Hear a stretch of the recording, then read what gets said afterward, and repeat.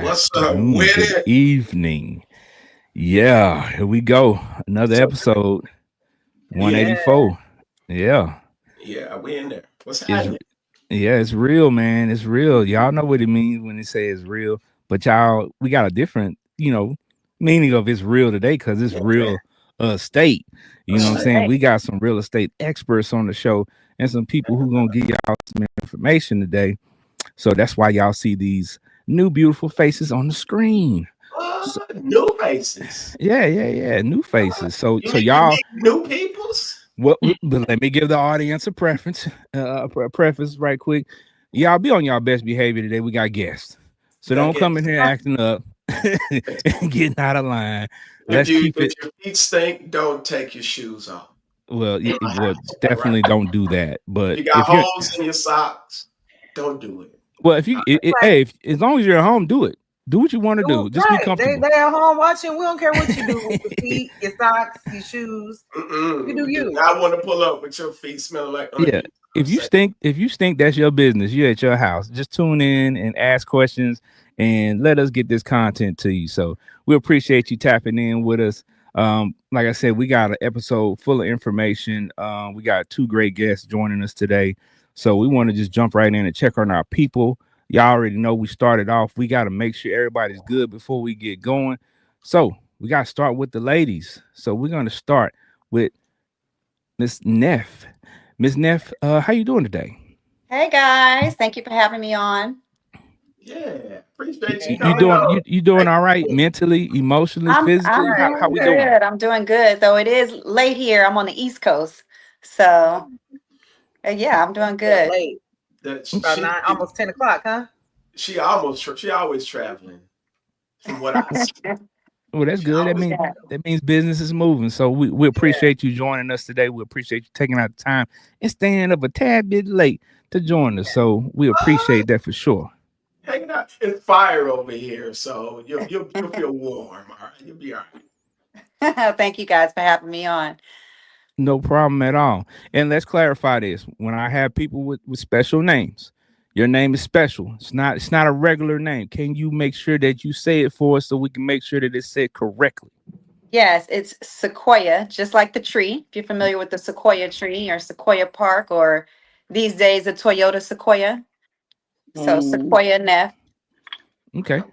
That's what I figured it was, but you know what? I've been in education before, so I tread lightly when I see names that I know I maybe haven't seen before or seen in a while. So I want to make sure that it's said correctly because your name means everything to you.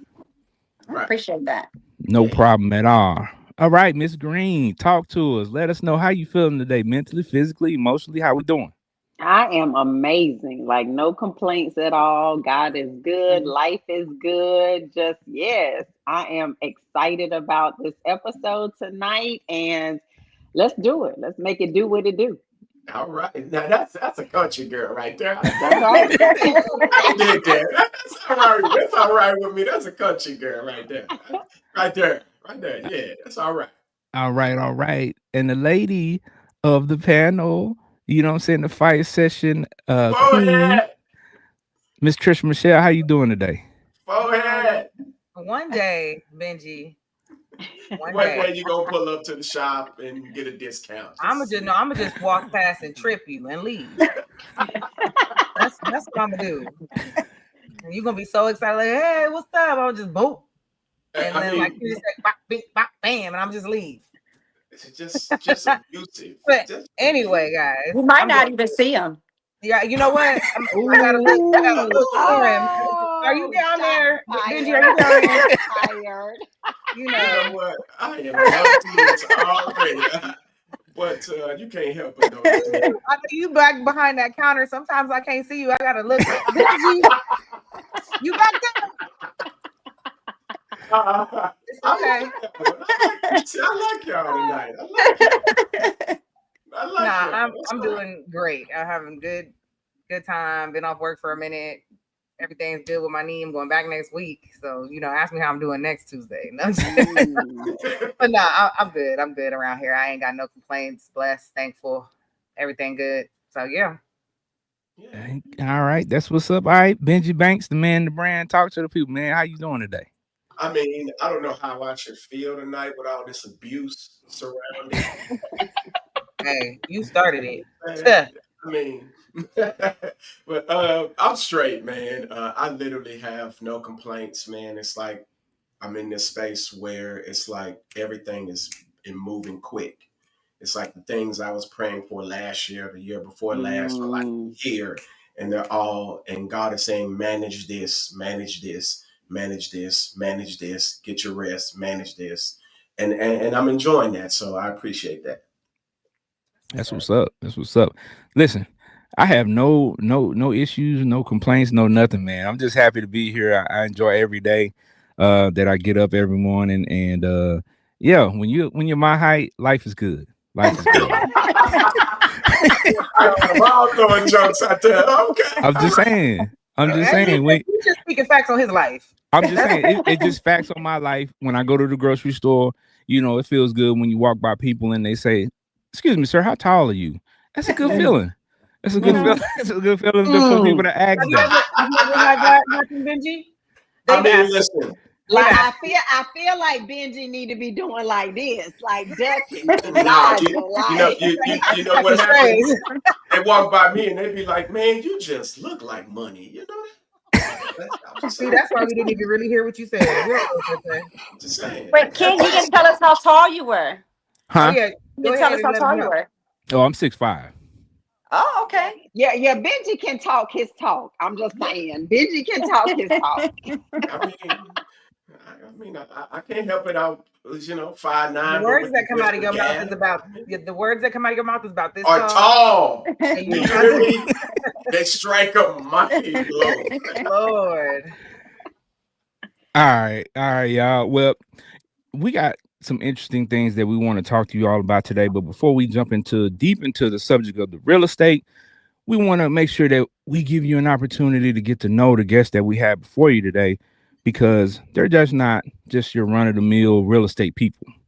Like, they got a lot of great information, a lot of great insight, and they've been in the game.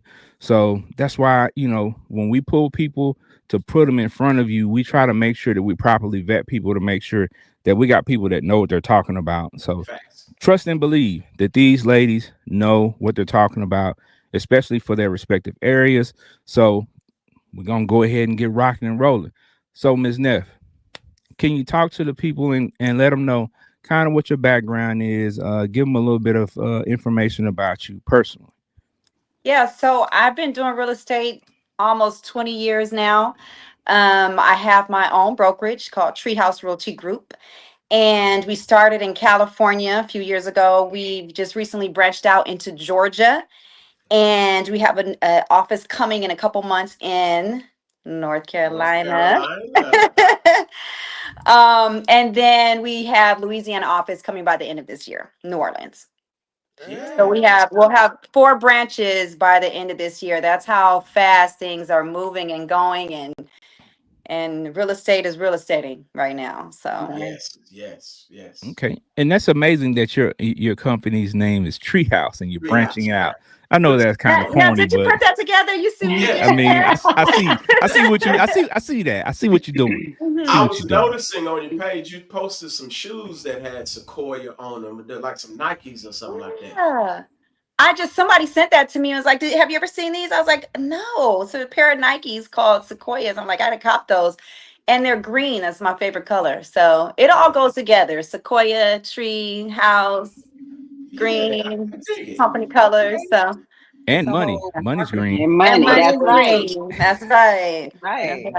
Real estate is and they say money grows on trees, but Hey, yeah, look at it coming full Go circle. on and grow with your bad self. Then.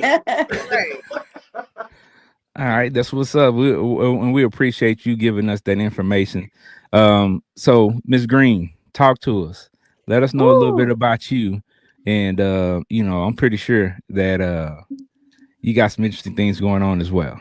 Oh my goodness. Well, first off, I am affectionately known as the boss chick of real estate. I have been, Mm. All right. if you Google me and you put in DeAnna Green, while there are 1,000 DeAnna Greens out here, I promise you I am number one by design that will come up. So that is first and foremost. And when I say I am the boss chick of real estate, it is because I've been in the industry for over 25 plus years. I've touched every aspect of real estate. I have a full brokerage firm. So I'm a broker, so I cover residential and commercial. I have a team up underneath me under Knight and Real Estate Group. Knight and Investment Properties is our second leg. So that's where we do all of our wholesale, our fix and flips, our developments, our single family rentals. We also have opportunities for investors. We teach them how to get into real estate investing. We do JV opportunities there. Then I am also where the money resides because I also have Knight and Lending Group. My husband is our mortgage and commercial broker. So from That's your what's up. residential to your commercial, we can fund deals as low as $50,000 up to $640 million in deals as Mhm. Oh, well. them jump If off. you are a Hey. business owner and you need funding to start a business, scale a business, grow a business, we can handle that. We also do personal loans as well. I also have a technology business called Knight and Technology. We have a knock knock digital business card, which is on steroids. It is completely different than your dot or your blink because we have an e-commerce piece. So you can literally multi-brand yourself as a serial entrepreneur. I have a brick and mortar called the Biz Lounge. So that caters to my business owners, my entrepreneurs, my creators. It has mailboxes, co-working space, private offices, cafe, podcast studio, photography studio, event space. I'm an aspiring author. I'm getting ready to release my first book called Pieces of Me that Pop will your, be released in April. And hold I on, am, hold on. You ain't popped your collar yet. Yeah, I'm because just she's not done saying, yet. I'm just saying. She's Just not go. done yet. I mean, Wait, you interrupted asked, her. Keep going. Keep going. Right. Keep Benji, going. you said you wanted the best of the best on this episode, She said, right? I am Wait, here. DeAnna, let me ask you a question. So did Yeah. you when you and your husband got together, were you guys in your respective careers already? No, so that's actually a Or it good just question. Well, happened? I was in real estate. I was on the property management side of it. So that's where Mhm. I first got introduced into real estate. My husband, when I met him at a company that we worked together at, he owned some investment properties, some rental properties. And he'll tell you this story. I always say this. This is not me tooting my own horn, but if you meet my husband, he will say this. When we met, I told him, I said, baby, you ain't doing this right. Like you wonder why your tenants not paying on time or they leaving early and all of this stuff is happening because he didn't have processes and procedures in place. So I came in, I showed him how to really manage his portfolio, how to qualify tenants the right way, how to do, maintenance things because I had learned that being in the property management side. So he knew what he was signing up for. He said, I better go and snag this one right now and put this ring on it. And we actually will be celebrating 24 years of marriage in May. So that should tell you something, right? But Good.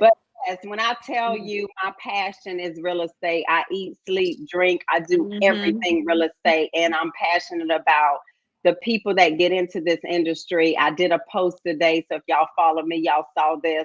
Like, I'm tired of these people coming in and polluting an industry that I am 100% passionate Involved. about. Right. Mhm. And things need to change. I'm sick of everybody talking about I'm a realtor. No, you're not. No, you're not. That So sound Yeah. like that sound like that's my soapbox. That's the COVID that realtors. They that, that became sound realtors for COVID. Say that that sound again. like a preacher. That sound like a preacher when a bootleg preacher walk in. Like, I'm sick of Yes. these bootleg preachers. But hold No, on. that's true. I mean, because every third person is a realtor now. It's like a trend to be a Yeah. realtor, and Ah, just passing that test doesn't make you a realtor. It's so much that goes no. into it. Yeah. Boy, Yeah. I know how to pick these interviews, don't I? Yes, you do. I'm Yeah. gonna Well, tell you. Well, no, that's definitely dope. Like you got a Right. lot going on, Yes. to say the least. But that's always a good thing to be able to spread things out, to be able to have your hands in different lanes, Right. and you answer some of the questions that we were going to actually ask, but but that just shows us how you all are passionate about what you do. Right. And like you said, to be quite honest, yeah, I do hear people quite honest say, "Hey, I'm into real estate. I'm a realtor." And just like with anything, like there's levels to everything. Yeah. So everybody's not on the same level. Everybody's not passionate on the same level. So when you start looking at, the depth of which people go on it, you have people that are just in it for quick flips and things like that.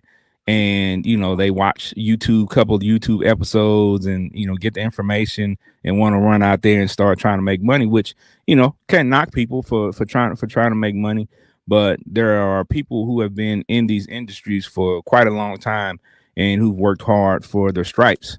And you got to respect that for sure, for sticking in there. It is a career that's really glamorized, and so I think a lot of people come in and they just, I'm pretty, I could be a realtor, or I, they just find, I pass the test, I'm going to be a realtor, but there's just so much that goes into it, and I'm the same way, Dan. Like I always tell my realtors all the time, I eat, sleep, drink, think constantly, 24/7. If I'm awake, I'm real estating. You know what I mean? I'm realtoring. So there's just it's so many ins and outs, and you're right. It is flooded with a lot of people who want to be a realtor, but you have to have a certain type of engine in you. Right. Yeah, yeah. And I think that what we're also seeing, especially with our landscape, I've been through so many years of the ebbs and flows of real estate, and where we are right now is such a different time that where I'm actually seeing all the ones fall off. And I'm like, Right. thank Right. you. Finally get on out of this industry, because we already have enough to deal with all of the policy changes, the contract changes, right? And we still haven't seen the end of that. Right. Interest rates being where they are, property values, insurance situations, like all of those things that we already have to deal with for people that are in this industry for the life of being in this industry. I don't want the distraction of these other people that are in it because they've been watching HGTV or selling Right. content. Right. Right. House type thing. Yeah. But it's not just a distraction. They were going to fall off anyways. Yeah. Right. Yeah. But it's also about how they make people who are serious about real estate look. Yep. Right. Right. So they look at all of us the same way, and they just put a blanket over us when it's not that. Right. So Yeah. So just like I think so about people that go to the gym in January and they fall That's off. right. After 2 weeks. and Yeah. they're Yeah. done with it. Right. So that leads me into my first question, Sequoia. What is your market focus, and how does that play a role in how you progress and how you go forward in real estate? So I'm working several markets, so it's a little bit tricky because especially when we come to like mentorship and different realtors working in whole different states, not just cities within the same state, but we're in whole different states. And then Right. California itself is its own market. It's its Yes. own beast. Yes. It's huge. So it's just being able to navigate through those obstacles. Like she said, there's several obstacles that we just have just in general in real estate. And then as the market keeps shifting and changing, it creates even more obstacles. So I think, what I want to say is probably the biggest challenge in running a brokerage out of several states is keeping up and keeping aligned with all the different markets and the different shifts and changes, and making sure that all the realtors are aligned on the same Right, page. right, right. And same question, DeAnna, with the market focus, because we know how volatile the real estate market is. We know how people have thought about getting in, didn't get in, all of these different changes and everything that goes on. What is your market focus when at the end of the day, when you look at it? So because of I'm focused on residential and commercial, the biggest part for me is education. So when I'm Right, talking to my clients, what I say to them is What I stand on is my buyers or sellers will never have buyers or sellers remorse with me. The reason being is because I'm going to educate them along the way. Every transaction is completely different. Every client is completely different. So an experienced realtor or broker is going to know that and be able to navigate that person and that transaction accordingly. And so that's what becomes very important to me. Now, as far as my market is concerned, I've chosen not to, like I've had several companies reach out to me because they see what I do and want me to white label and come up underneath their brokerage so that I can grow into multiple states. And I was highly considering it this year. But the problem with me is because I literally gave y'all diarrhea of the mouth, right? I told y'all all the things, and I'm just gonna be, I'm one of them real raw and authentic women, right? I'm just gonna go ahead and tell it like it is. So in that, I also realized, wait a minute, I have so many different legs going on with my businesses that I also want to make sure I'm the broker that can be there for my agents and can make sure that at the end of the day, our clients are being serviced the right way properly. So I pulled back and said, you know what? I'm not in a position to want to grow in multiple markets because, as Sequoia said, you have to also know those markets. You need to know the laws. You need to know the contract. You need to know the markets. You need to know all of the volatileness that goes along with those particular areas. And it changes weekly. And it changes weekly. Absolutely. So for me, I said, DeAnna, just focus on Texas. Texas being as big as it is, I gotta know. I mean, but it sounds like Texas is not too big for you. You got it sold up. Listen, like I'm San Antonio market is getting ready to grow. I'm already in Dallas. I know Austin is coming next. But for me, I just always want to make sure that I am a good stewardess to what God provides for me, but I'm also someone that can be taught. When I say my education in real estate is so important to me, I've been through years of bumping my head on the ground and against a wall. And I'm like, you're going to pay for that education some way, right? You're either going to pay for it in your dollars or you're going to pay for it in experience. And I'm just at the point now where I just want to be able to pay for it by my experience and then being able to let that trickle down. Even growing my brokerage, I had for several years, I had agents knocking at my door, pounding my door down. DeAnna, please let me join. And I'm like, I'm not ready. I don't want to take on that responsibility. God finally laid it on my heart. And he said, okay, 2025 is your year. You can go ahead and start growing. But even with that, I'm being strategic. I got new agents coming on, but I don't want new agents. I don't want brand new agents because the industry that we're in right now, if you're not doing it full time and this is not your passion, not your hobby, and it's a hobby for you, I'm not interested in training you. I need people. Yeah, I need seasoned people that I can train you transactionally. I can train you once a month on things that are going on, but I'm not interested in the agents that just got the license, still got the baby's breath on it. I am not interested in that. Don't want no Similac on it. No. I actually know a lot of brokers who say the same thing, starting off their 1, 2, 3 years into their brokerage. And a lot of them say the same thing, like they don't want fresh new agents. Right. And I understand that. I totally get that because I have agents that are brand new all the way to agents that have got 22 years, more years than me in the game. So, but I understand the challenges there in having new agents.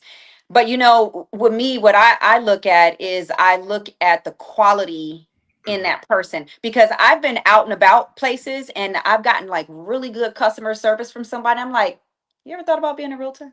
Because to me, I'm thinking about the quality. Like even if this person is new, I can confidently say, just in my experience with them, that they have what it takes. You know what I mean? So I think it boils down to really what they have. And like I said, you need a certain type of engine in you in order to be a realtor. Even like in sports. Even like in sports, they say they can teach you fundamentals, but they can't teach you how to be a beast. That has to just be something in you. Right. So that's what I look for. I look for kind of the beast. Yeah. in What, But what, I think it comes yeah. down to the why. Like when I'm yes, I was gonna interviewing, I say that. always Right. say, what's your why? And the Mhm. first, Mhm. as soon as I hear an agent say, well, the reason why I got my license is because I like showing houses, that's a done deal for me. I'm like, I'm not interested in that You know how because much money you lose in just right. showing the Well, house? but showing houses, it truly is the last part of all the Yeah. things that we do to lead you up to that moment. So if all you're talking about is, oh, I just love showing houses, that's my indication right then and there that no, this isn't. Yeah, you're not the right person for me. Yeah, that means they just watched HGTV and That's they exactly and know right. that you show houses. And yeah, that's what I said. They've over glamorized being a realtor. All these Mhm. different shows. Yeah, and there's so much that goes into it. And like you said, there's all buyers, all sellers are built different. I've Right. never had in my years of experience, I've never had similar buyers. I mean, maybe similar situations or whatever. There's always something different, always some type of tweak, So yeah, no, I totally get that. But With, with that being said, because you're both in different markets. We know Sequoia, you're in, mainly based in Hold Cali. on, Benji. Hold on, Go hold ahead. on. Before we get deep into that, Right. I want to go back a little bit and to something, a basic question before we get deeper into the Right. topics. What made y'all even want to get in this line of work? Yes. Right? Yes. Because it's a good question. it's not something that you just wake up and say, you know what, I'm gonna sell houses. Like this is something that you have to think about. So, Sequoia, like what made you want to get into this line of work? There's a couple different moving factors. So I didn't have that. I come from a family that preached wealth. And I bought my first house, I was 19. And I was really interested in the process and the whole way through. And then I wanted to buy another house. And then I just kind of got the bug. One day this guy came to me and he says, you know what? You would make a really good realtor. And I said, really? He said, yeah, you should think about it. And I thought about it overnight. Next day I was like, I'm gonna be a realtor. Anybody knows me. Once I get an idea, I'm going with it, You right? go with it. So I With said, it. I'm gonna Right. be a realtor. Now I had no idea what it entailed, what I had ahead of me. Just like everybody else, you come in, you don't have any knowledge, you don't have the confidence, you don't know how to overcome obstacles. Back then there wasn't good mentorships and programs like there are now. And I went in and I was like thrown to the wolves and I didn't know what the heck I was doing. Mm. And I want to say my first 3 or 4 years, just like everybody else, I mean, it's the same story. You quit a million times, like, I'm done with this. Right. I'm Right. done, Right. I get my little sack and and walk away. And I did it so many different times. But, I always tell my realtors, I look at it like this, and not to say that they're kids or anything, but as a parent, you go through life, you go through the trial and error, you figure out what works, what doesn't, you get over the obstacles, and so now when your kids are older and they're starting their journey, before they go down the path, you're like, oh no, don't go down there, there's a snake over there. Like now you know what to go back and tell them. Right. So Right. as I started going, and I was like, you know what, I'm not going to give up, I'm going to keep going. And as I started learning, and then I wanted to know more, and then I got into wealth and the economics and money, and then it just really all started flooding and coming to me, and business just started booming. And it's like I found the golden key, Right. pun Right. intended, right? And so what made me want to start my brokerage is that me looking back and reflecting how hard it wasn't necessarily a passion, like this is something I want to do. It was just a matter of me not giving up. And then it became very fruitful for me. And I saw what not giving up and being consistent did. And I wanted to be able to, I'm naturally a coach, I've coached all Right. different levels, sports. And so I wanted to be able to do that for my realtors, Right. give them what I didn't have, so Right. I'm dropping gems on them. I'm giving them the juice. I mean, I'm not a gatekeeper with them. Look, this is what you got to do. This is what you got to say. This is how you handle this. You can call me anytime, 3 o'clock in the morning. What do you need? I got you. So I try to push my agents in a way that I felt like I wasn't supported or pushed when I was younger, fresh Right. in the game. So but yeah, but my inspiration, like, to answer your question, it didn't come from me just aspiring to be a realtor, like, oh, this is what I want to do. It was just came from me not being a person to want to fail. Like, I don't give up. I just keep going. And I began to love it. And I began to see how fruitful it was. And it's just me. It's a part of me. You'd be surprised that is actually what most of when we have the interviews, when we ask that question, that is typically their response. It's like, we found our way into it and we worked our way into it. And so don't feel any indifference in that, because that's typically mostly every entrepreneur, every person who started a business. So yeah. All right. And DeAnna, same question for you. So mine started, I actually I was a single young teenage mother. I had my son, my oldest son, a week before I turned 17. I moved out from my mother's house and lived at a little small apartment complex that had about 32 units. I would go in and pay my rent. And one time I went in, the owner of the complex said he had a bookkeeping position available. And you know how they always say, when you want to make God laugh, you tell him your plans, right? Yes, And he, yes, right? yes. So my plans had always been, I was going to graduate from high school, go to Howard College, get my entertainment law degree, and then go off to California and be an entertainment attorney. And that didn't happen that way. And so I've always been somebody that loves numbers. And so when he approached me about getting this bookkeeping position, what really sold me was that he said that part of that was I would get my rent free working for it. So Well, obviously, That'll do it. now, right? So I'm a single rent, bro? mom. Right. And he said rent free. That was my biggest bill at that time. I'm like, where do I sign up? Right. So I did that and got into it. But 6 months into it, I realized that y'all can probably already tell my personality. I'm not going to sit behind a desk and punch a calculator all day long. Right. Right. So I got bored with it, and a property manager position came available. And at that time, because like I said, it's been 25 plus years ago, they didn't have the natural evolution that they have now. When you're in property management, you start at leasing agent, then you might go to bookkeeper, and then you go to assistant manager, property manager, you work your way up. I went straight into property manager, and I was actually managing the community that I was on. And so I have a natural thirst for knowledge, wanting to excel. I'm highly competitive. I played every sport in junior high and high school except for soccer, and that's only because they didn't offer it. Oh, I played basketball even at 5'2". Yeah. I dunk on you. What you say? You 5'2"? That makes three of us. That makes three of us. Yeah. Girl, you ain't dunking on. I'm telling you, I played football. I did powder puff football. I ran track. I was on the Junior Olympics. I did cheerleading. I did volleyball. I did softball. You name it. I did. Look here, man. Look, same here. I did all the sports too. So yeah.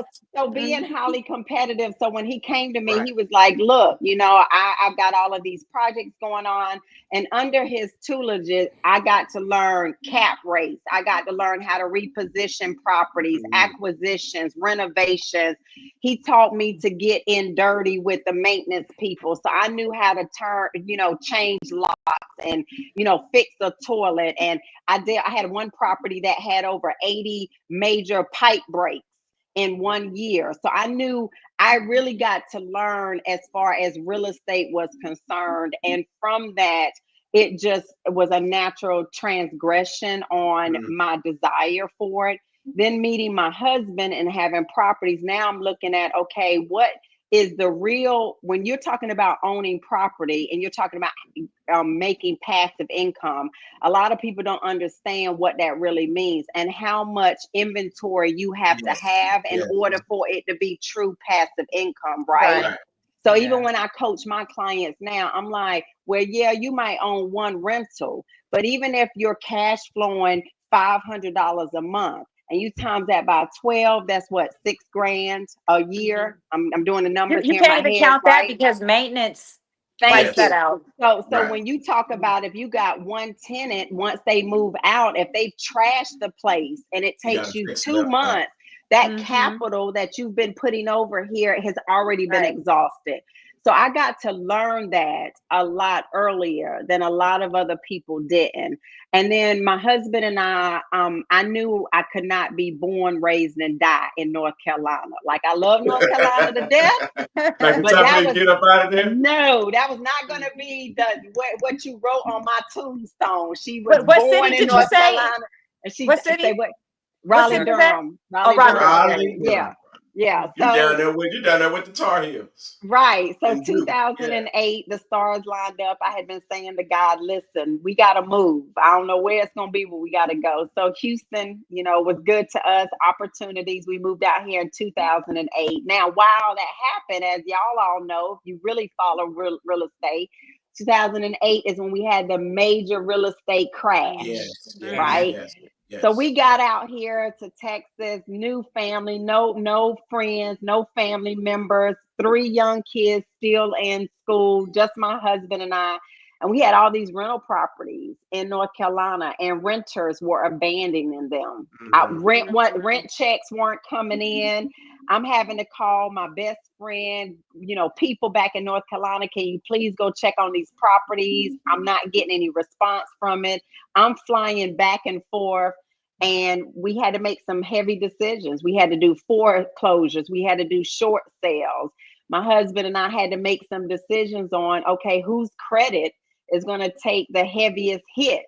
Because at that time, we were so over leveraged where both of us was carrying a big bulk of our credit on both of our credit reports. So we learned from that. So now I'm a plug this, because if you listening to this and you married or planning on getting married or whatever the case may be, if you're in a position where you can have one significant other carry the bulk of your credit and the other one you leave light, in the event you got a pandemic, you got a major shift in the economy, your lifestyle does not get affected. So now me and my husband, I carry the bulk of everything. We keep his stuff light. So if we need to start a new business, or again, something happens in the world, our family lifestyle doesn't get changed. And That's so a we team got player. here. Right. So we got here to North Carolina. I was having a hard time finding at that time, I was high level in property management. I was a VP. I was having a hard time finding a position in Texas because everybody kept saying, well, you got the experience, but you don't know the market, which was, can I curse on this show? I want to be politically correct. Okay. That was bullshit. Like, a market is a market, right? Your experience is your experience, right? So I fell into corporate housing, which everybody considers Airbnb. And I did that for about 10 years. And then I started Knight and Real Estate Group in 2016. And at that time, it was like, I need to go get my real estate license. Like, I'm letting all of this business walk out the door because I was dealing with a lot of relocation clients. And my model now is, if you follow me enough, every 2 years, DeAnna is starting something new. So 2016 was Knight and Real Estate Group. 2018 was Knight and Investment Properties. 2020 was Knight and Lending. 2022 was Knight and Technology.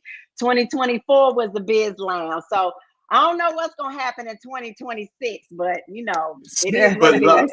You sound like me, DeAnna. They're like, what do you got going on now? Like, I'm popping up with all these announcements every year or two. Like, but go back again. Now, what you say about this here husband? Let me take some notes. What I got to do? I got to find a husband that's doing what? Let me see. Credit. The search is on. Hold on. Don't you start nothing, because there's some brothers in the comment section. I'm telling you now they're going to start writing in. You can use my credit.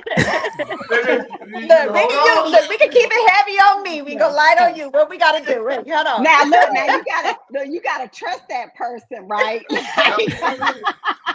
Because I'm trying to tell you, we got some fireballs that watch this show. I promise you, your inbox will be full like a mug. Sequoia, your inbox might be full after tonight. Listen, I'm looking. I need a partner. I need a partnership. We can worry about the rest later. We know what we're doing with the credit. Put your pen down. Oh man. So but DeAnna, hearing that is amazing, because the fact that you understand the levels to this as a relationship, the business, the whole nine, everything is amazing. So really kudos to that. That's dope right there. And something that, any realtors, especially newer realtors are watching, there's Mhm. so much commonality that I see between the two of us and just our Right. backgrounds and Right. just the type of how we are and so invested in our careers and just having an entrepreneurial mind and competition and sports, just a lot of those same things. Like I said, it takes a certain type of person to become a realtor. So people like tuning in and watching, back to what we initially talked about in the beginning, it's not just about coming in and looking pretty and putting on something nice and standing in front of a house and taking a picture.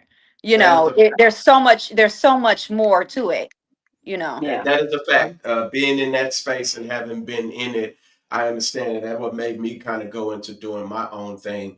But let me ask you guys this, because you guys are in both in what I would call thriving markets, in very volatile markets.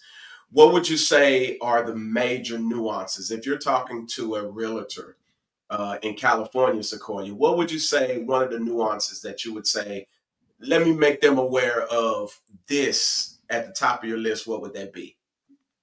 Well, when I'm coaching my realtors, um I want them to be aware that, well, there's a couple things. Let's go back. Right, right, So I want them to be aware that the way something looks is not always the way that it is. right, It goes back to all the time. It doesn't matter what face is on. It goes back to you. It goes back to what you're putting in. It goes back to what you're doing. It goes back to how you're branding yourself. It all goes back to you. So doesn't matter what the market looks like, doesn't matter if it's going up and down, doesn't matter if it's bad, good, doesn't none of that matters. It all comes back to you in a what someone might consider to be a horrible market, bad market, a strained market, stress market. It doesn't matter. You can still thrive in that market, but it comes back to what you're willing to do, what you're willing to put into it, your consistency, all of that. So when I'm coaching my team, I'm coaching them to focus on what you can bring, what you can to bring the out. table. Right, right. Right, Because right. you're gonna deal with some folks. You're gonna deal with a whole bunch of stuff, right, DeAnna? So if you're in that space, what are you saying to? What were you saying to your husband even at that point? Because you guys were dealing with it, with the crash and all of these types of things. What nuances were at the top of your list that you were like, oh, I need to make so and so aware of this, or anyone you're dealing with aware of this particular nuance? Okay, so I want to make sure I understand, because the question initially was just as far as agents and the markets are concerned. Are you Right. asking me that, or are you talking about what my husband and I, just so I can make sure I'm answering either? Either one. Okay, It's because I think it's relatable on both sides of the coin. It's just right. a matter of which one you feel comfortable expressing first, whichever one.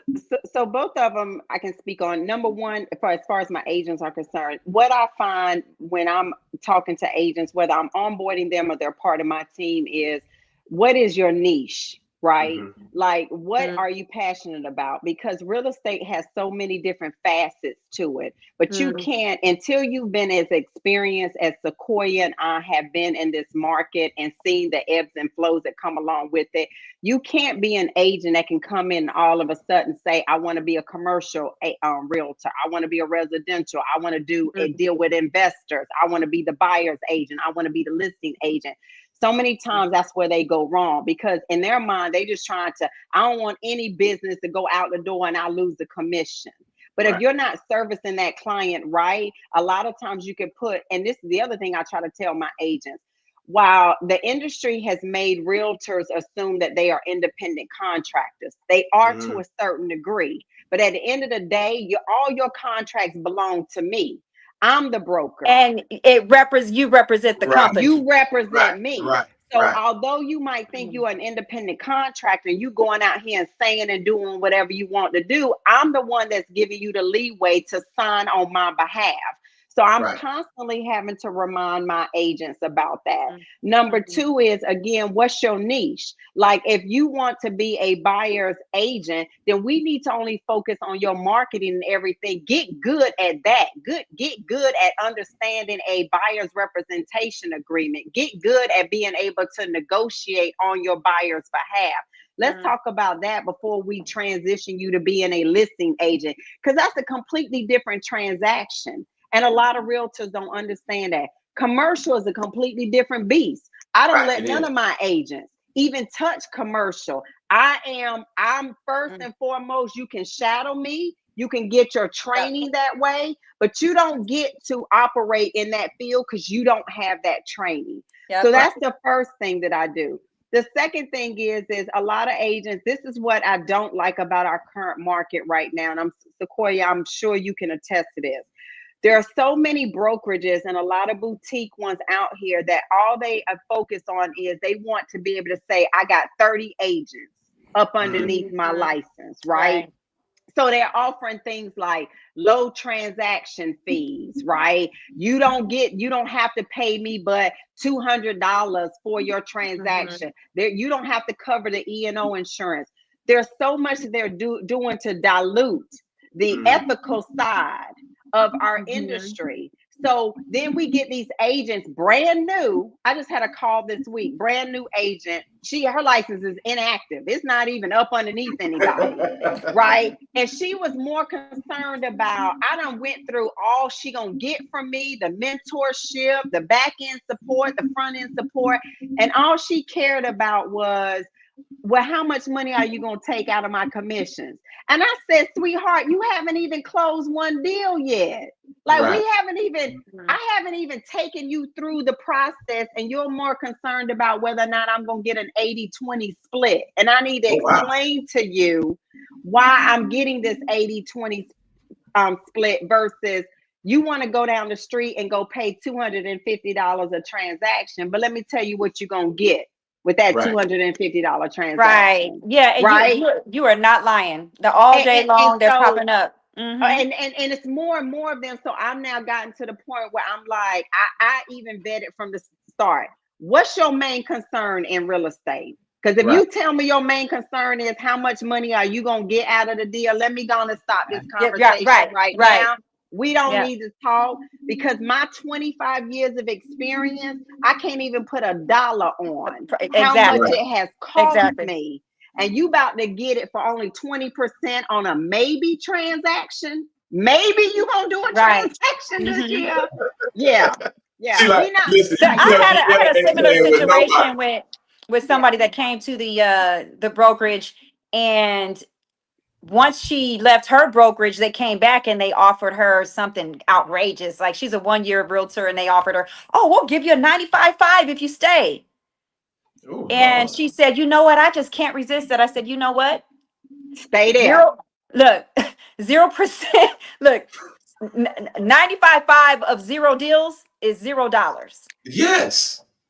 Right. Right? Well, $0. So are they going to, you wanted training, you wanted direction, you wanted guidance, you wanted coaching, you wanted mentorship, you wanted all these things, you wanted help branding, you wanted all these things that I can give to you, but you want to go there on a 95.5 where they're not teaching you anything. Have at it. Have at it. Yeah. Ooh, that's a challenge. See, those are things you got to deal with when you're the boss of all of this, the whole ship. So I know it gets challenging sometimes. So but that leads me into the question of dealing with market trends, because I know you guys deal with those a lot, right? DeAnna, what are you seeing that's trending? What is the market trending like? What does it look like right now in your area?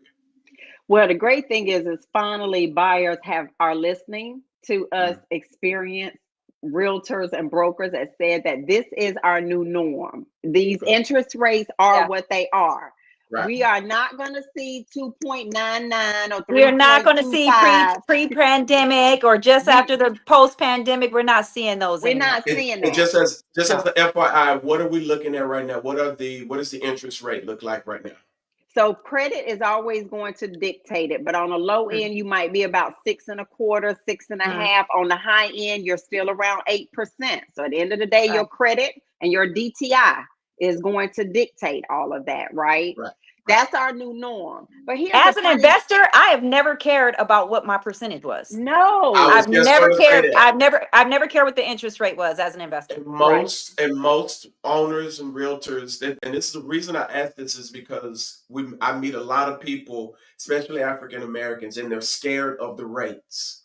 And I'm sitting there and I'm thinking like, It's a herd mentality. It's a herd yeah, mentality. it's not. I'm telling you, listen, you get that, get that house, because the moment you can get a chance to refi and get out of that 6.2 to a 499 or whatever it may be, it's going to bless you so tremendously. Because Benji, let me take it a step further. Go This ahead. is what's crazy to me. Ask the average person what their interest rate is on a credit card. Ask them what their average interest rate is on a car that they're driving. People will pay an astronomical number, interest rate, and APR for a vehicle and for a credit card that is a liability and not an asset. Or just how much are you paying in rent? Right. Yes. Even and that's zero. How much? That's 0%. That's 100%. That's at right, the end of the 100%, day, right. you having a real estate, a piece of property, and as long as you were strategic and you bought in the right location, and historically, and here's the other thing. This is another reason why I say I'm so passionate about it, because a lot of times, even with my home buyers, if you don't have the right agent, they're not just looking at where you say you want to live. They should be looking at the historical trends and being able to direct you. So I don't want a client telling me that, oh, I want to go live out in Timbuktu. And I'm sitting here telling you, well, historically, if you tell me that you plan on being there for 5, 10, 15 years, and you hoping to be able to use this as a wealth building machine for you, my job is to tell you this is not the right location for you, right? But historically, properties aren't going to appreciate. And as an agent, what I do is my people go into a database. So when I say I educate and I ask questions, I need to know, is this your first home? Is this the forever home? Is this the home I'm going to at some point want to turn into an investment property? Because now I need to be saying, are we buying in the right location where a rental market says it will dictate that in 5 years, I can turn around and tell you, let's put you in another house and we can turn this into an investment property. And I've never personally invested in a property where I didn't make back everything that I paid in interest. Right. Exactly. So as long as we're as realtors coaching them, like you said, on where and when, depending on what are you using this for? Is this going to be an Airbnb? Is this your home where you're going to live? How long you plan on living here? I need all those details. But in the end, I've generally always gotten back what I've invested into it, all the interest I paid on it, and some. So for me, I don't care about interest unless it's something outlandish, like they tell me 15% or something. Or maybe I'm not, but for the most part, I don't even care about those interest rates. That's a herd mentality. And what they do is your brothers, cousins, uncles, sister that you used to work with says, oh, high interest rates, run. And everybody runs. That actually, when the interest rates are higher, that is when it is a great time for buyers to buy. That is when you buy, because it's a ghost town. There's tumbleweeds and all the buyers they're off somewhere thinking they're doing the right thing. And all these sellers are desperate. They want to get rid of their homes. There's no buyers there. And here you come, the last buyer standing. And guess what you're going to get? You're going to get everything that you want out of that deal. You're going to get them to lower that price. You can get them to pay your closing costs. You're going to get all these things that you wanted, because you're that solo buyer that didn't go with the trend and didn't run away with the interest rates. And then, for those people who are holding out for the interest rates, which they're, like you said, they're not going anywhere, but just say they do. Just say they do go down. Buy in and get all that upfront money and cash that you can get. And then if they do go down, just you refinance for the lower interest rate. Right. And that way you're buy winning, because now you got in and you didn't have to put that much money down because the seller paid practically everything for you. And then you go and you have a lower interest rate later. So The people that wait for the interest rates to go down, all they're doing is just it's being countered by the cost of homes are going to go up higher. Go up, right. Right. As we, So as, now So you're not Yeah, going to. and then understanding, I think when you talk, Benji, about your market, you also need to understand inventory levels, yeah, right? Like a Mhm. lot of people don't understand what a healthy inventory market is, and that is normally 6 months of inventory available. Mhm. In Texas alone, we are operating at 3.1. Okay, so that mm, means that right now, I was at a new home builder development, and I got a client I just put under contract to sell their home. And I had to say to him, I said, look, your home is only 2 years old and you're still in a master plan community that is still going through development. But I stopped into the management office or the model home, and I inquired. I said, hey, how much longer do y'all have to build here? Well, it was funny because the builder said, look, we put a pause on it. We're only trying to mm, sell our current inventory. We're not going to start back up building until June or July. Well, for me Mhm. as a broker, that was my sales technique to go back to my seller and say, if Mhm. you want to sell, we need to sell right now Now. before Mhm. this builder decides to open back up the floodgates Right. in June or July and start Mhm. creating more inventory in a mm, community that, because at the end of the day, while your house is only 2 years old, your house is still priced with a brand new build. So a yes, person walking in, if they can get a brand new house and pick out the flooring and the cabinets and the color and all of that, Right. they don't want your house. For the I don't same. care how Right. good your house Right. right, looks, right, right? right. So And now you're even talking about markets, not to cut you off, but to piggyback on what you're saying, when you're talking about the different markets, we take, I work in LA and then also Atlanta. Right. So it's the That's what I same said. thing in Los Angeles when I'm telling my clients that, listen, they're not building any new homes in LA. I mean, in certain little small patches, maybe, but they're not Right, building any homes. So you can sell a home that's 1920 and people are buying it. But when you right. leave outside of LA County, now you're going into, Riverside County, Inland Inland Empire. Empire, They're yes. building up homes. And This galore. new community coming up every week. Right, So the thing is, what you said, why are they going to purchase your home when they can get this brand new home with all these things on them? So when I'm coaching in LA, hey, you can buy a 1920, 1930, 1940. When the buyers in Inland Empire, don't get anything older than 20 years. right, Because you want to be able to resell it. If you need to get this house off of you, you need to get out of here, you need to sell this house, you need to be able to sell it. right, And you right. got all these new homes coming up, it'll make it harder for you. And it's the same price, essentially. Ken, I believe you had a question you was about to jump in there for a second. No, I would just always, throw this out there. We've had episodes on real estate before, and I always hear this thing called, they say, marry the house, date the rate. Mm-hmm. So I mean, that's kind of what you all were discussing, where people, don't pay so much attention to the rate. If you have an opportunity to get a property or a house that that you really want, go ahead and do that, and you can always refinance and do the other stuff later. But But but go, even with that, Ken, here's the other thing. In today's time, how many of when we talked about our parents or our grandparents, right? When they bought a property, it was always about leaving it for the next Children. generation. Right, right, None of that is happening now. Even my children, my house is over 5,000 square feet, 4-car garage. My kids have no desire to want this house, nor do we have a desire to leave this house for our kids, because it is too massive and it's not what they want. So even for my husband and I, we got into this house a year into it, right before COVID happened. My husband being a lender, we started seeing the trends. Now, the great thing about being in it 25 years and having this experience, we can almost foresee when stuff is about to start shifting in this industry. So my husband came, he says, hey, I think something's getting ready to come down the pipeline. It's too good to be true right now. So he was like, what do you think about us refinancing our house, but going into an interest only loan?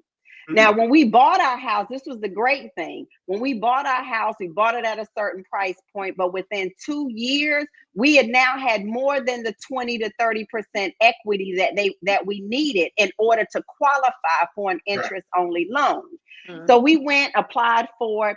We now have a 10-year interest only loan that is less than what my $350,000 new home buyers are paying, right?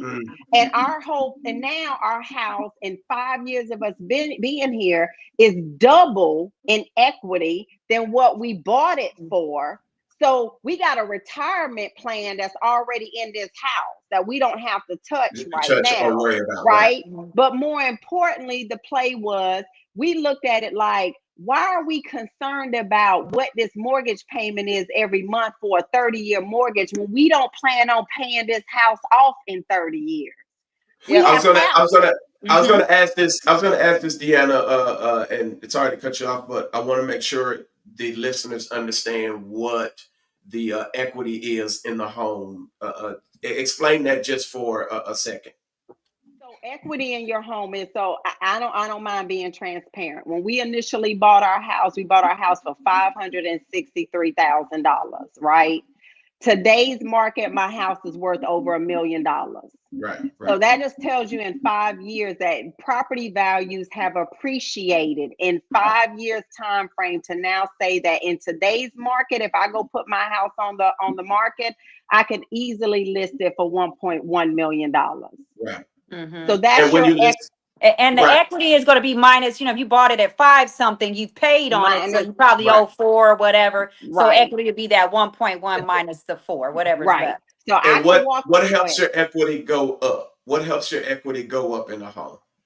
Well, location is always going to New play homes a part. coming up in the area. Homes coming up, what's being sold around you. So I'm constantly I've tagged. So as soon as I see something in my master plan community go on the market, like I'm watching it like a hawk. I'm like, yeah, baby, sell high.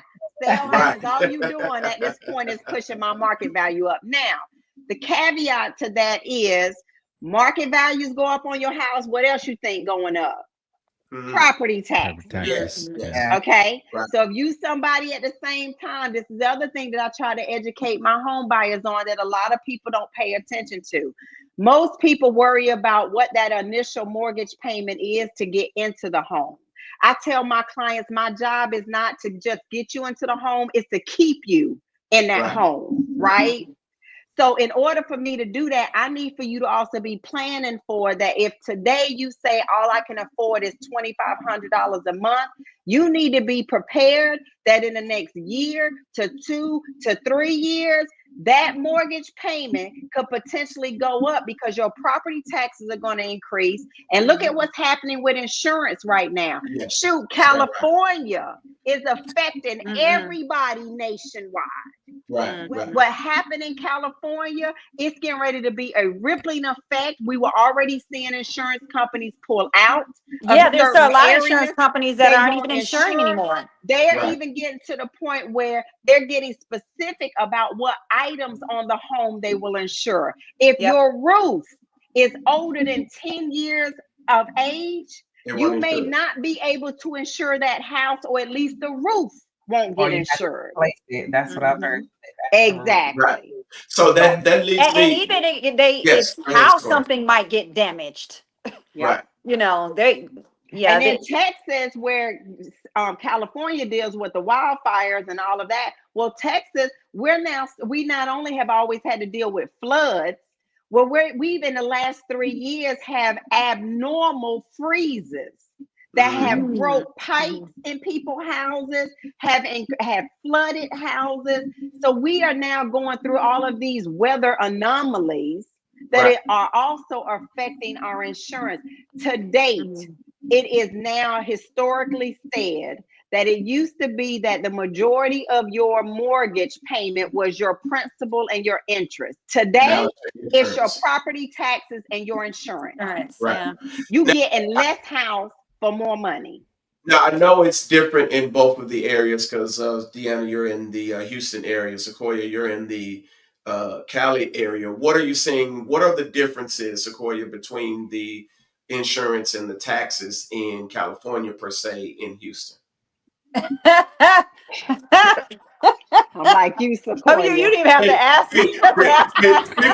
people need to know this because insurance Oh, you already is know insurance is kicking our butts in right, California. You already know that. California, You know. California. right, And with these recent fires, that didn't help at all. You know, I feel so sorry for the people. I mean, just side note, I feel so sorry for the people that lost their homes that the insurance just didn't cover it, or they just backed out.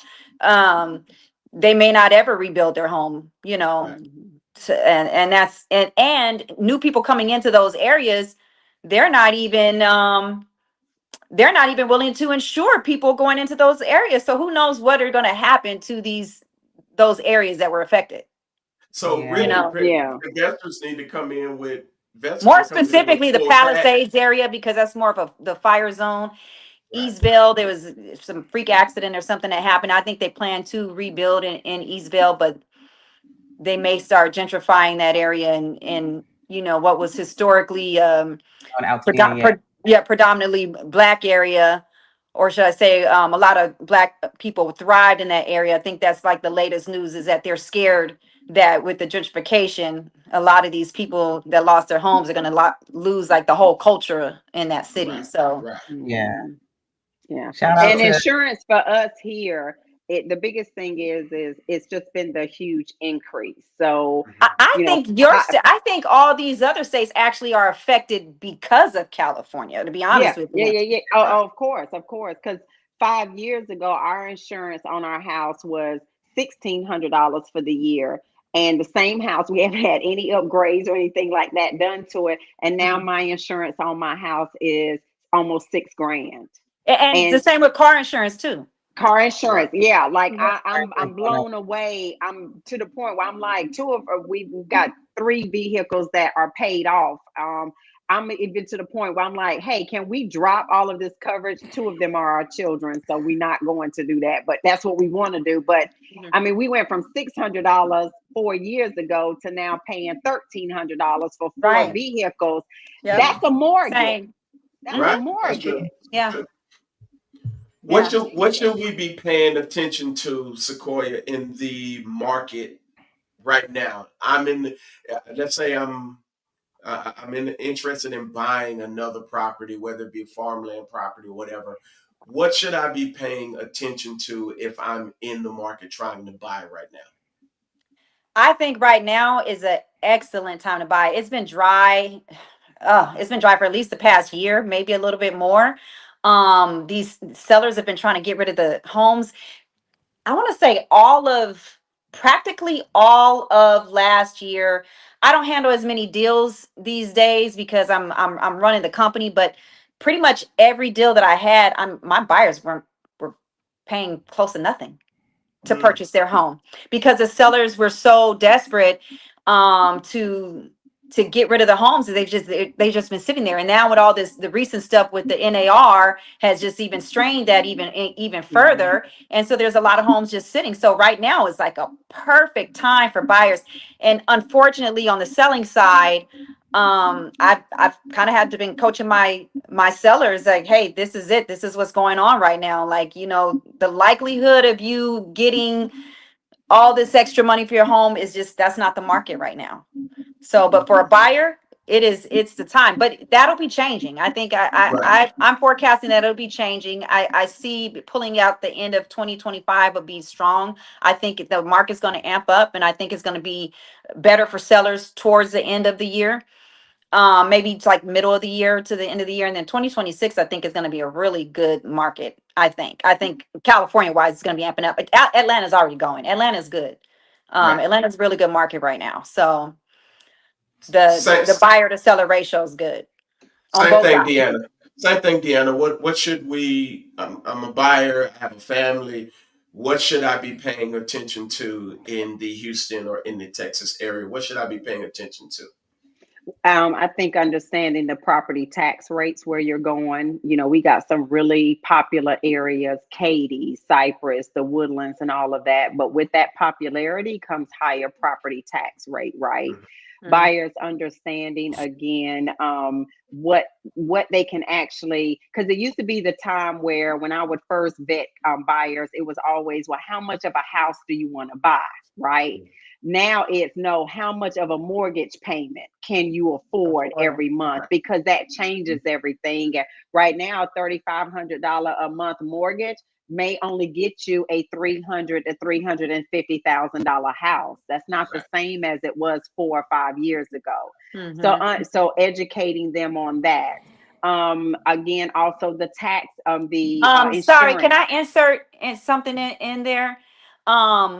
With the higher taxes and all of that stuff, just kind of piggybacking on what you're saying, that's why you're getting less home these days than you would have, because the higher those prices are, the less home that you're going to get. Sorry. Right. No, that's true. That's true. And then the other part of it is, at the end of the day, is for me, it's making sure that my clients also understand the long-term requirements that come with the home.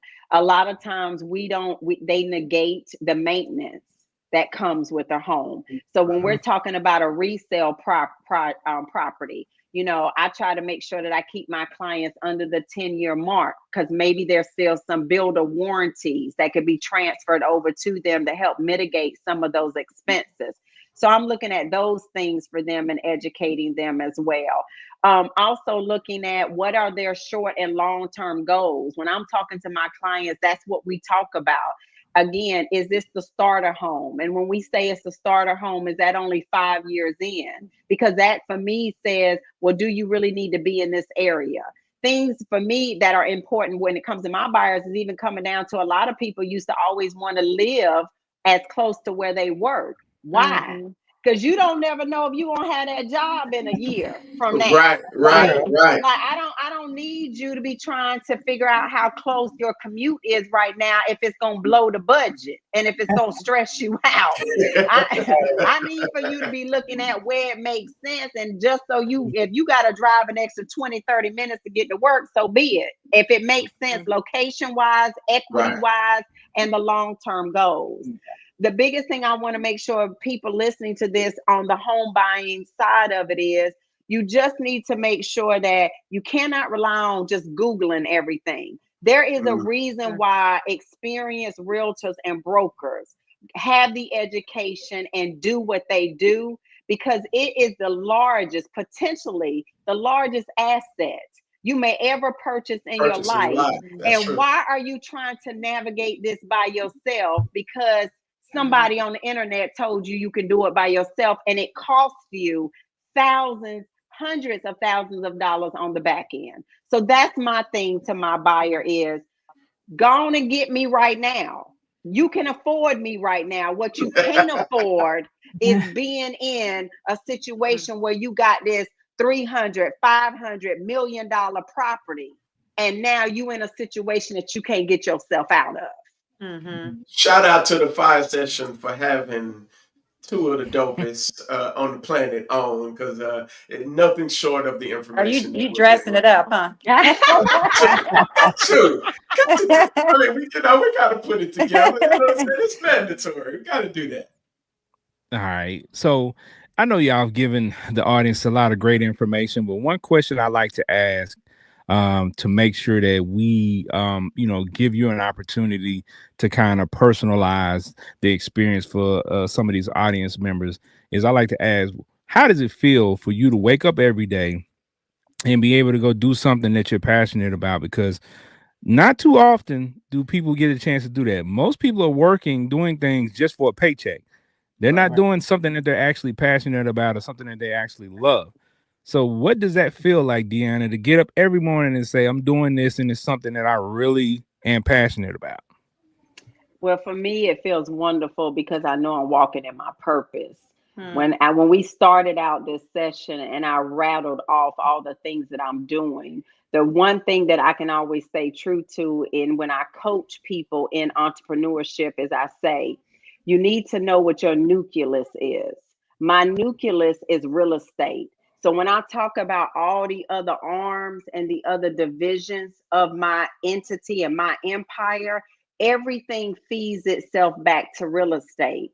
So if the world turns upside down and this entity is not developing or it's not producing income, at the end of the day, DeAnna can drag herself out of bed every morning because real estate is in my DNA. And the other thing I'm gonna leave with is this: real estate is one of the top best wealth building engines out there. You just need to always know what side of the scale as far as real estate is concerned to be on, but it'll never fail you. Mm-hmm. Okay. Great. So same question posed to you, Sequoia.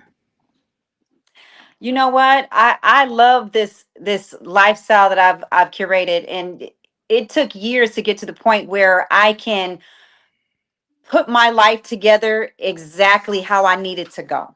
You know, everything it's a working system. And so I love being able to get out. I'm like he said, I'm always on a plane. I'm here, I'm there, I'm there. And people ask me all the time, they say, "Man, how do you do it? How are you here? How are you there? You're doing this now. Now you start another project. And now how are you doing all that?" And you walk around and you just have a smile on your face and you don't seem stressed, because this is what I love to do. I love it. When I say I eat, sleep, and breathe, and I say it all the time, that's really what I do. I'm real estate all the time. And so I love being able to be the master of my own schedule. I love being able to wake up and work from home. And like you said, there is wealth and there is money into real estate. And there's so many aspects of real estate. It's not just about representing buyers or sellers. There's so many different ways that you can build wealth off of real estate. And I'm here for my realtors to help coach them through those things also. You know, sometimes they tell me, "I want to build my portfolio like you. I want to have all these rental properties and Airbnbs. I want to do what you're doing. How can I get there?" You know, so there's so many different ways that you can make money off of real estate. And I've tapped into a lot of different, but the same like you. Yeah. If any of those things fail, and when it comes back to it, I know I can sell a house. I know I can get a house sold, right? Right. So, you know, if I ever get chopped off at the knees, it's going to grow right back because I know my foundation. I know where I'm starting. But yeah, I love being able to master my own schedule. And I think it's a place that it looks good, but people got to put in the work to get there. It is a lot of work, you know, and it can be stressful sometimes, but people have to put in the work and be consistent in order to get to that, you know. So, which is the challenge, right? I think that's always the biggest challenge. You know, the biggest challenge is not filling out paperwork. The biggest challenge is not showing houses and dealing with clients. The biggest challenge is getting yourself up and getting motivated, being consistent, and getting out there and putting in the work. That's always the biggest challenge is going to be yourself. That's always everybody's biggest challenge in everything is consistency. Well, and then the passion, I have a girlfriend that says it all the time. She says, if your why doesn't make you cry, it's not your why. And that's the thing. In real estate, you got to have a personality. And here's the thing: I feel like I am more of a psychologist and a psychiatrist before I am a real estate agent. Like, I promise you, I'm coaching people off of a damn ledge every day before we even get to go look at a house. Now, do you do matchmaking too? Into this marriage of this house. Listen, do you do matchmaking? Girl. Let me stop. I'm gonna get out of here. I'm gonna have a whole bunch of. I'm gonna tell you. Listen. I was already being nice because brothers was hitting me up like, "Hey man, who is that?" Look, y'all. If y'all can't add to what she got going on, exactly. I was like, I don't even know if I have the time, but it definitely has to be somebody that's gonna come in and look. He could be a lender. That'll help. I'm telling you, the inbox about to be. You about to blow up. All right. Go ahead. Go ahead, Benji. Go ahead. Okay, so one of the questions that probably the final question I want to ask is the difference between purchasing commercial and purchasing just residential. What are some of the differences should people know about? It's a lot. Commercial is a lot. Right. Yeah. It's a lot of numbers. You have to make sure that you are depending on the type of property that it is, you got to know the net, the gross, what's coming in. I mean, there's so much that you have to configure and get on the number side as opposed to residential. Residential, they're not running a business out of it, so it's a different dynamic. Yeah. And then And I I'm mean, sure you it need doesn't use FHA, right? It doesn't use FHA. no. This is either cash or conventional. Okay, Right. that's what you're doing when it comes to commercial. But more, Right. the other part of it is you need a commercial broker that understands cap rates. Because a lot of people don't understand when you're looking at buying a property, what is the cap rate? You also need to understand the different appraisals that come along with commercial properties. Is it a cost analysis? Is it a gross? Like there's a lot of different factors that come into buying a commercial property. Now, I love commercial because that's where the money resides. It's a much bigger payout, but it is a longer process. And a bigger headache. And a bigger headache. What do you mean? What do you mean by a bigger? This, what do you mean by a longer process, DeAnna? Well, it's just the whole so most of the time with commercial, you're looking at feasibility reports, you're looking at environmental reports, you might be looking at soil testing. There's a whole lot that can go along with if you're buying a property that's got current leases, got tenants in it. You need to be looking at that concept of it. So there's your feasibility and your option period time frame and all of that is much longer than if you're buying a residential property. Most of the time our option period is 5 to 10 days and we're closing in 30 days. Right. Sometimes with commercial, depending on the property, you might have a 60, 90 day, 180 day feasibility before you ever get to closing. Right, so from a commercial broker standpoint, while the commission side is much bigger, the process is much longer. Now, what I love about commercial versus residential is there's typically not an emotional attachment to it.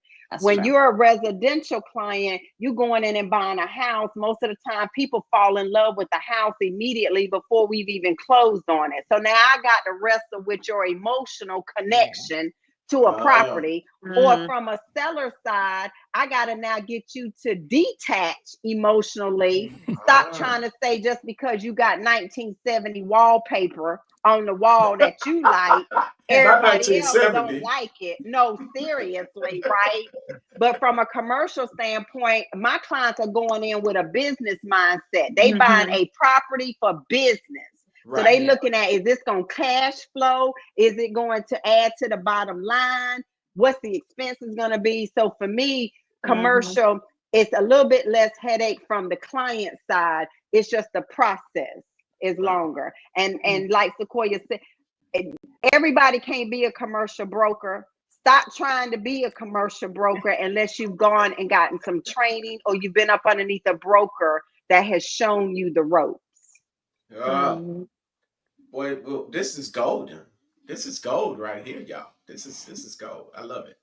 Yeah, a lot of great information, and again, we're very appreciative of you ladies joining us tonight. We can't tell it all in one episode. There's never going to be enough time, but we just like to give the audience a glimpse of information. As we always say, we like to put the medicine in the candy. We entertained y'all, but there was a lot of gems dropped on this episode. So these ladies have their own businesses, their own following. So we're going to get that information from them right now so y'all can follow them on social media, so y'all can reach out. So listen, we trying to do the business, y'all. Fellas, be easy. Be easy. Hey, and don't play. Miss Green is married, so don't play. Yeah. Don't get it confused. If you pull up and she tell us you did, I can't cut you. And don't be acting like you're trying to buy a house. And right. Don't be doing that. I've gotten that. I'm quite sure. I recognize bullshit for sure. Okay, I already know. Okay. Hey, listen. This was amazing, though. I just want to say this again. I appreciate both of you guys for coming on tonight, for sure. Oh, thank you for having me on. Definitely. Yes, absolutely. So Miss Sequoia, you can kick us off. Just we like to give the guests an opportunity to leave the audience with final words, some encouragement, whatever you want to leave them with, and then let them know where they can find you and reach out to you. Well, if you're a starting realtor, I think the bottom line here, what we were talking about is, it's a lot more than looks. It's a lot more than just showing homes. There's so much that goes into real estate. I accept realtors of all different levels, whether they're starting, whether they've been there for 20 years. I'm here to mentor, coach, and help guide you. But we do prefer to have realtors who are really ready to get out there and be consistent and dedicated. If you're a buyer, now is a good time to buy. Sellers, your time is coming very soon. It's right there around the corner. My company is Treehouse Realty Group. The Instagram is at Treehouse Realty Group. And same thing for my name is just at Sequoia Neff. So you guys can find me on Instagram. I don't think I have any more room on Facebook for any more friends. But yeah, so I'm on Instagram. That inbox gonna be flooded. I'm trying to tell you. Yeah. So again, we appreciate you coming through and blessing us with the knowledge that you all did tonight. Y'all reach out, and if y'all have questions or concerns, if y'all interested in the opportunity, sounds like an amazing thing. But just know, with both of these ladies, you hear they're competitive.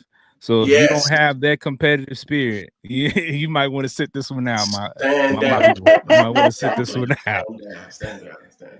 All right, Miss Green, talk to the people. Let them know where they can find you. If you have some final words you want to impart upon them, please do.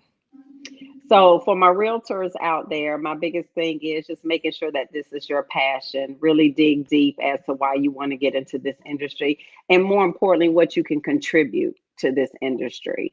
As far as my company is concerned, I have now opened up that I am accepting agents. I'm going to be very honest. Sequoia can have all the new agents. I will send them her way.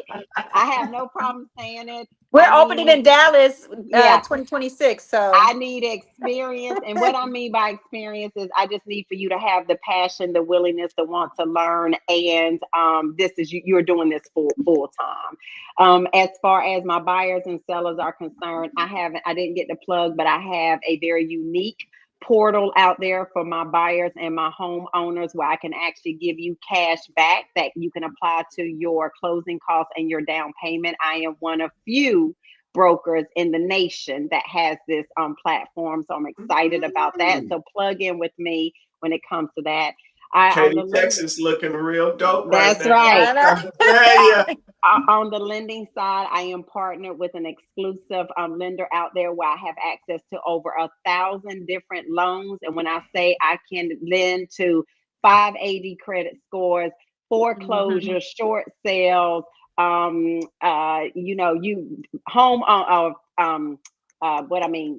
business owners with 1 year of tax returns, 3 bank statements.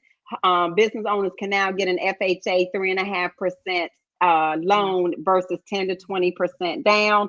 I can handle all of that for you. My social media, my company is at Nydan, that is NYDAN Group on Instagram and Facebook. My personal page is at the.DeAnna, DEANNA.green, just like the color of money. And that is also on Facebook and Instagram. And I'm here to be in service, give you all your real estate needs, because I am the boss chick of real estate. Now, why isn't that your tag? That should have been your tag, your handle. Well, here's the thing.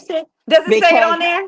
Yeah. So if you look up here, it's here. But when you go, if you put in the boss chick of real estate, you put in DeAnna Green, like my publicist made it so my SEO is off the chain. You're not gonna see anybody else come up on first page of Google but DeAnna Green. So that's by design. Love it. That's what's up. We love that for sure. And again, we appreciate you all dropping by, dropping the knowledge on us, the gems. and giving us so much to think about. Trisha Michelle, talk to the people. You know how we do. Talk to the people. Let them know something. He was over And here sipping something. What is that you had? Oh no, it's just some juice. It ain't no gin and juice. She ain't got no liquor tonight, huh? No, yeah, I had a headache leading into this, so I took 2 pills before we started. So no liquor tonight. But no, I mean, you guys, first of all, you women are inspirational. Like you guys are just doing it, and the accolades and just the work that you guys put into it to be where you guys are at, and to like stick to something that you started, and to just everyone wants to try to find, like you said, their niche, and you guys have it. So that's commendable, and just something to always like just look into and see. I love seeing people do great, and I love seeing our people do great. But outside of that, I'm also trying to, because it's like when you guys are describing real estate, and I'll just say that for a person that doesn't own, that wants to own and wants to get ready to figure out owning in a world where they already don't teach us anything when it comes to us, we have to figure it out ourselves and find out information.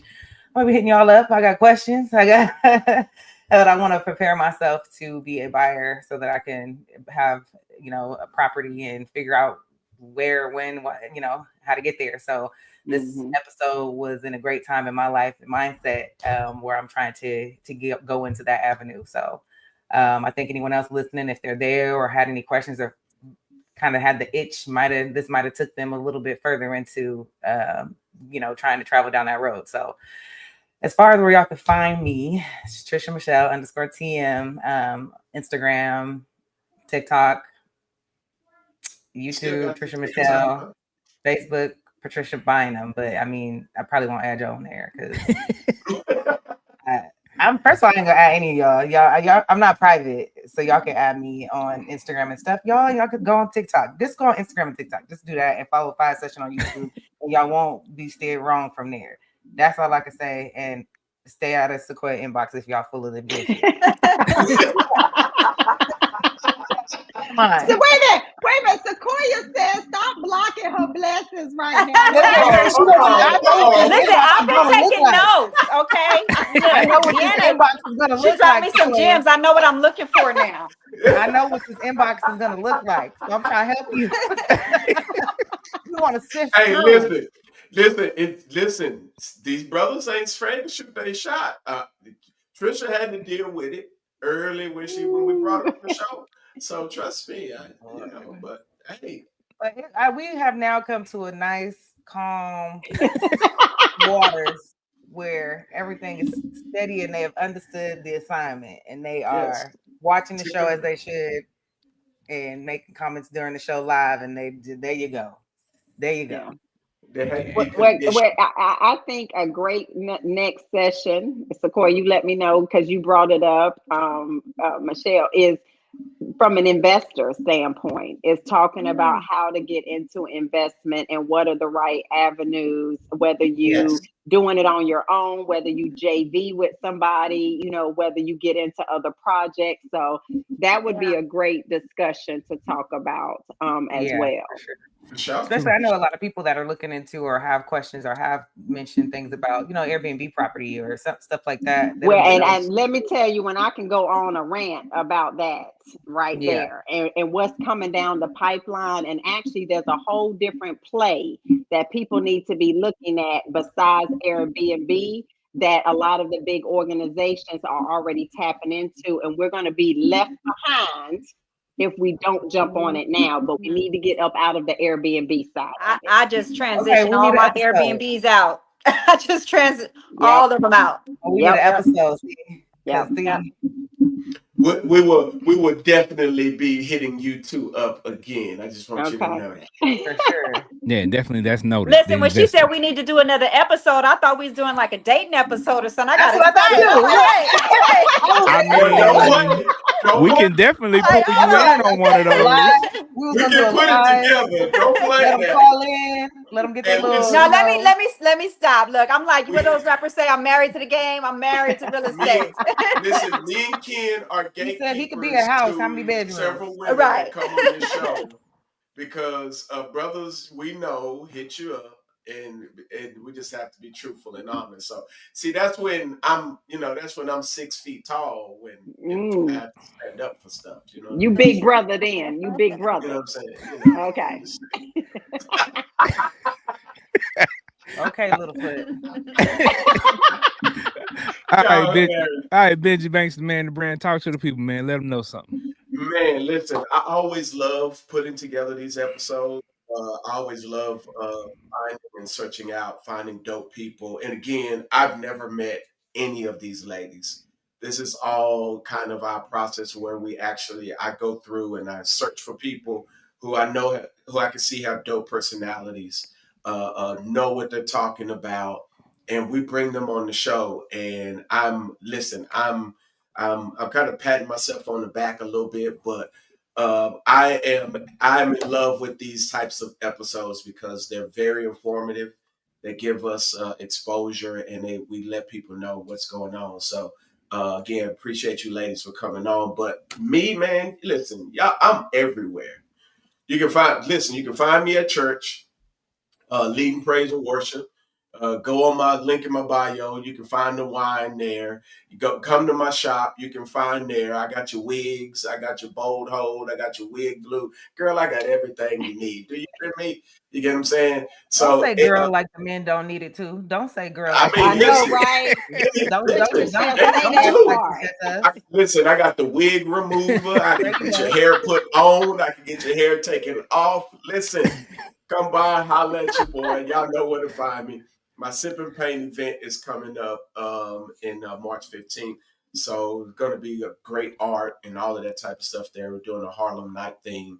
So, I'm always doing something. So y'all know where to find me. You can't miss me, Benji Banks. I mean, if you're going to steal my name, at least make it fly. You know what I'm saying? Don't be, doing the bootleg stuff. But y'all know where to find me. And plus, I'm always on social media. But if I'm ever hitting you up, I'm trying to get you on my show because I think you dope. And other than that, I don't want nothing else. I don't like you. I don't like people. All right. So I'll let you, boy. All right. Well, again, I'm appreciative of everybody, man, for coming through tonight. My people, Trish Michelle, Benji Banks, and of course our guest, Ms. Neff and Ms. Green. We appreciate you all. Y'all can find me at Big Ken on Fire on all social media platforms. On Facebook, just Big Ken. Y'all can follow the Fiyah Session on all social media platforms. Just type in FIYAH session. Will pop right up. Make sure you go to YouTube, hit that like and subscribe button, and make sure you hit that bell notification, most importantly, so when we go live and when we post new content, you won't miss out on anything that we present to you. Because as you can see from tonight's episode, it's a lot of information. It's a lot of great guests. You don't want to miss an episode. So stay tapped in with us. We appreciate you all. We love you all. You already know it's the Fiyah Session. Peace. Thank you for joining us today. Please follow us on all social media platforms. Just search Fiyah Session.